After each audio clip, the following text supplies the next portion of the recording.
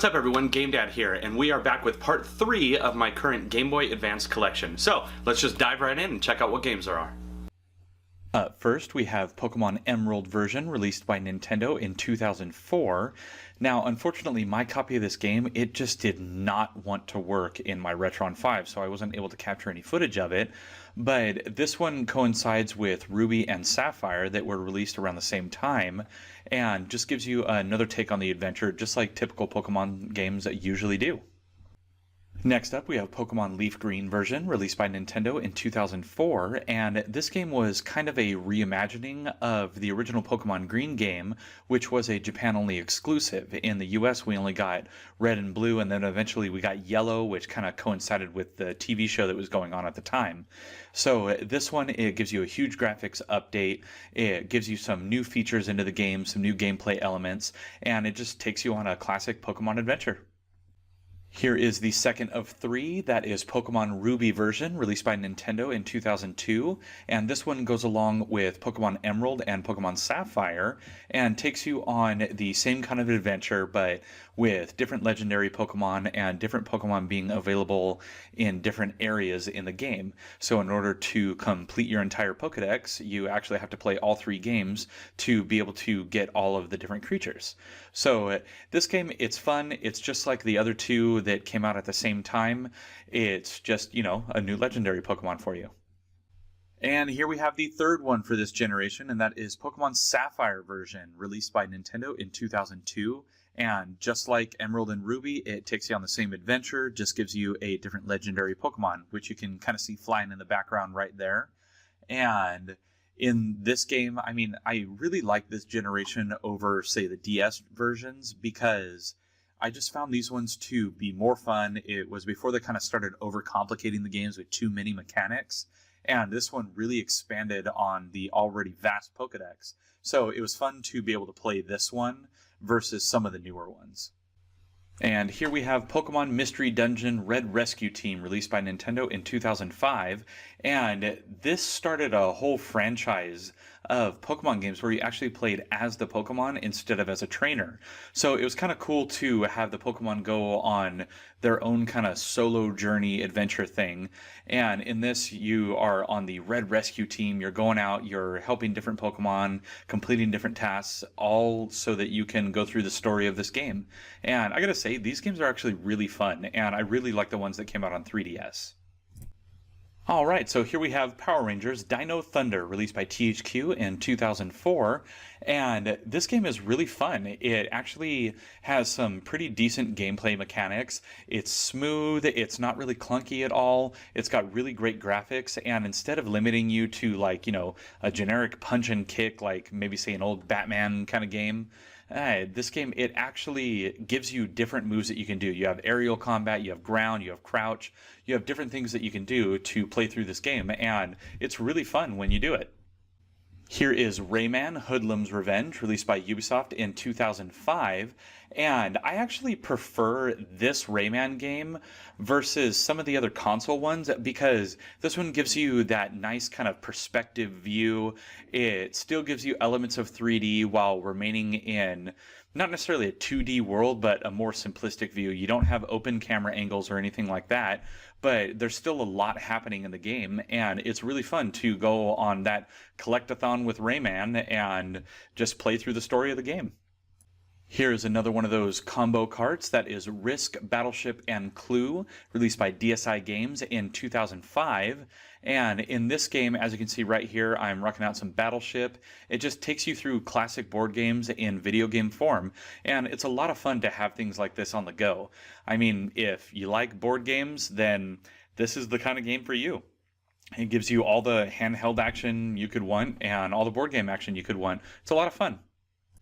Here we have Road Rash Jailbreak, released by EA in 2003, and this game, I find it a lot better than other versions of it. I believe it was on the PS1 that I have this as well, and this game is just It's so much better than that other version because it sticks to classic Road Rash formula instead of trying to do some like pseudo 3D thing that just doesn't work.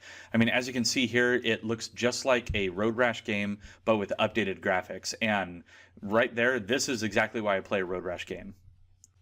Here we have Rainbow Six Rogue Spear, released by Ubisoft in 2002, and for a Game Boy Advance game that is like military, that kind of style, this game is just miles beyond the Medal of Honor Underground game that is also on this same handheld.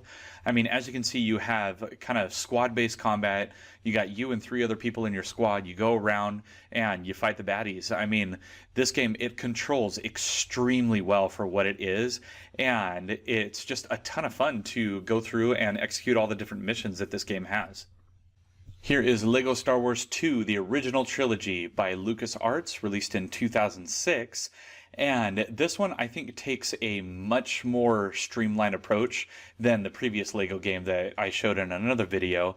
And this one, it gives you more of that classic LEGO game feel. It still doesn't have the open camera angles or anything like that, but the animations are much smoother. As you can see, they add some actual background effects to it, and the game actually plays like what you would expect from a modern day LEGO game, which is really nice compared to the other one.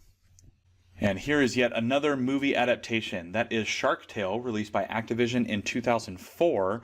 And this, I could not tell you if it follows the movie or not because I never actually watched this movie, so I would not know.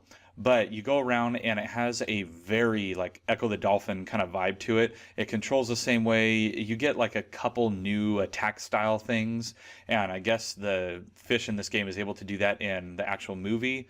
But overall, I mean, I thought this game was pretty poor quality, and I most likely won't go back to it. Here we have Sean Palmer's Pro Snowboarder, released by Activision in 2001, and in this game they tried really hard to go for that whole Tony Hawk's Pro Skater vibe, but they just failed miserably. I mean, the graphics are nowhere near as good, obviously, and it's just the controls are horrible. I mean, as you can see from the footage, I just instantly ended up down at the bottom section of the screen instead of being able to actually go around and do anything. I mean, I couldn't really figure out how to get any of the tricks to work properly.